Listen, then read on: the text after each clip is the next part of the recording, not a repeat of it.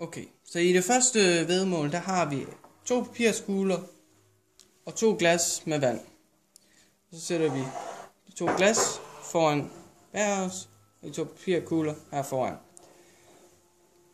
Så skal vinden efterabe det, jeg nu gør. Så jeg starter med at flytte papirkuglen. Så flytter papirkuglen. Så flytter jeg papirkuglen igen. Så lidt et drik.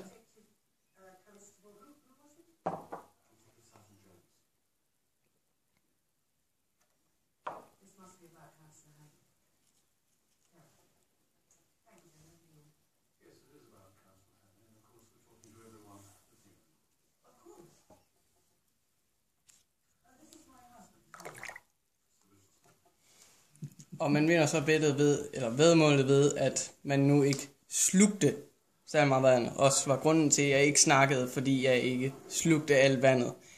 Jeg gjorde selvfølgelig sådan, at det så ud til, at jeg drak noget af vandet.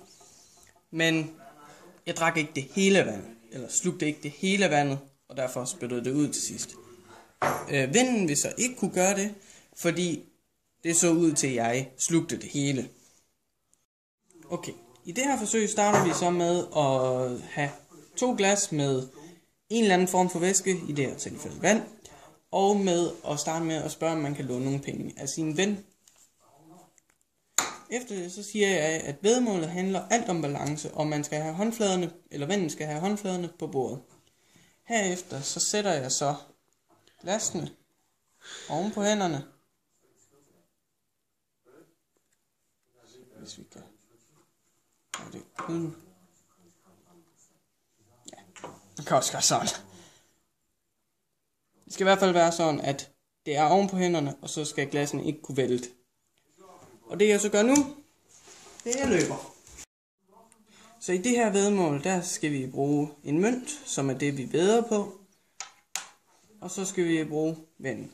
Vinden skal så starte med at folde sine hænder sammen på den her måde. Tage sine ringefinger ud på den her måde. Nu sætter jeg så mønten imellem ringefingrene. Og vinden kan så få mønten, hvis vinden kan få ringefingrene trækket fra hinanden. Hvilket er meget muligt.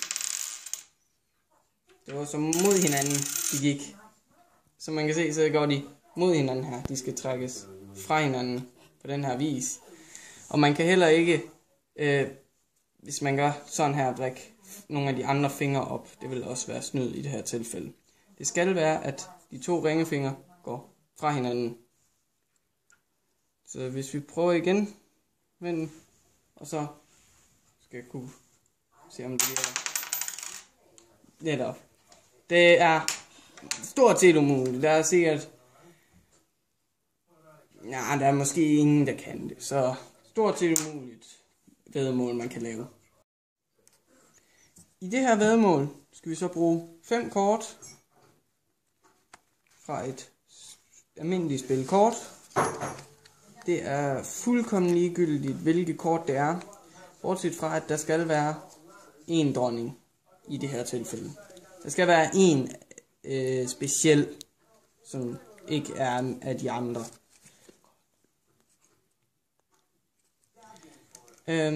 Og så skal der også bruges en papirklips.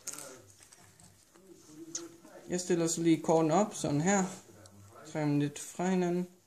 Det vennen så skal gøre, finder lige kortene, er at sætte papirklipsen på dronningen.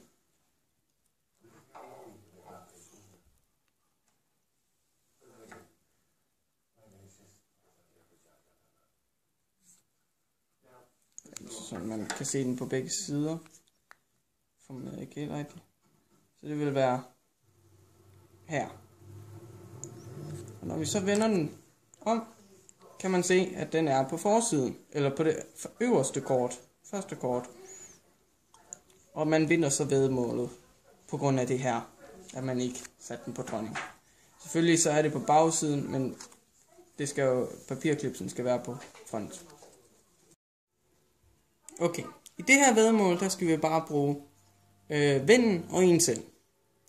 Vennen skal så starte med at knytte begge sine hænder, og så sætte den ene knyttede hånd oven på den anden. Og nu vil jeg så vise, at det er meget nemt at skille dem fra hinanden. Nu gør jeg så det samme, og så skal vennen så prøve at skille hænderne ad.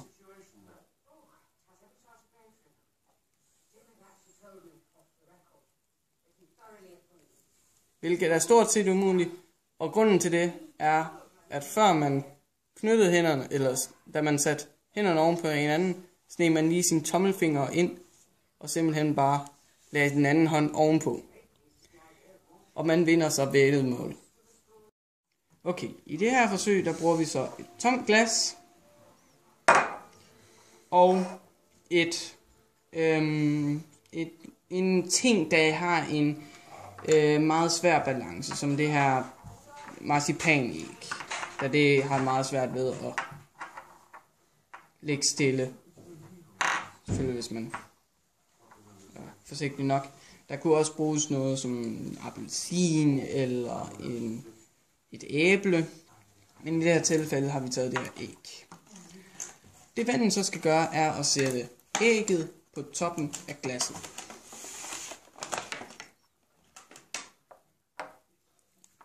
Og nu har jeg så vundet væddemålet, for det her er bunden af glasset.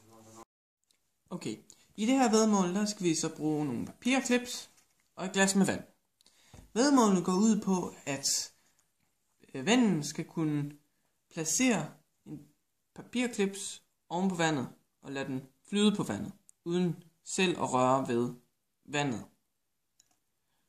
Og det er muligt ved bare at gøre sådan her.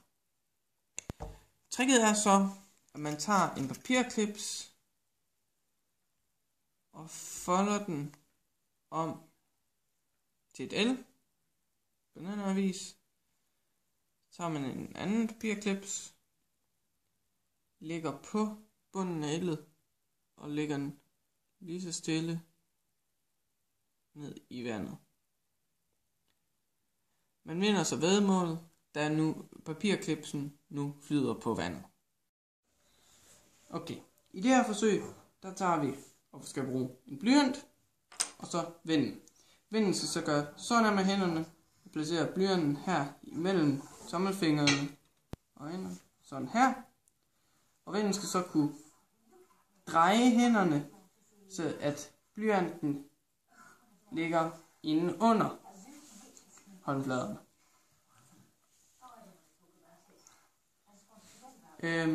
Her er en hurtig visning af, hvordan det gøres. Og her er så blyanten ned under, som vist. Det de så vil gøre, det er at begynde at gøre sådan her med hænderne, for at prøve at få drejet den over. Måden man så gør det på, for at dreje hænderne rundt, det er, at man løfter den ene tommelfinger, sætter den anden tommelfinger ind her, og drejer rundt sådan her. Og så vil blyanten være hernede under. Og man kan så vinde nogle penge. Okay, det her væddemål handler om, at vennen skal stå op af en væg med hælene helt ind til væggen. Og så at man lægger nogle penge ude foran en. I det her tilfælde så er der en 200 kroner seddel. Det er bedst med sedler, men det skal heller ikke være for langt fra selve vennen, som jeg nu spiller, til bare at tænke, det kan man jo ikke, det er jo for langt væk. Så sådan lige måske her en fodlængde fra vennen. Og det de så skal, det er at de kan få pengene, hvis de kan samle dem op, uden at lade hælene forlade væggen. Det her, det er sådan set umuligt, fordi hvis man prøver at lave den her, så når man kommer langt nok ned, vil hælene gå ud fra væggen. Og Og hvis man bare prøver at lave denne her, vil man til sidst falde. Og man, ja, hældende kommer så også væk fra væggen. Man vinder så væddemålet, fordi at vinden ikke kan få pengene. I det her forsøg, så bruger vi så en blyant i kort og mønten her. Det der så er med den her mønt, det er, at vinden kan få mønten, hvis de kan rulle mønten ned af næsen. Det man så gør før med blyanten, er lige at skraber lidt bly af på siden her. Og så fordi at der er bly på, så kan man tage den op. Så vil de prøve at rulle den ned. Og skulle der meget gerne, vi skal finde ud af at rulle den ned af min ansigt.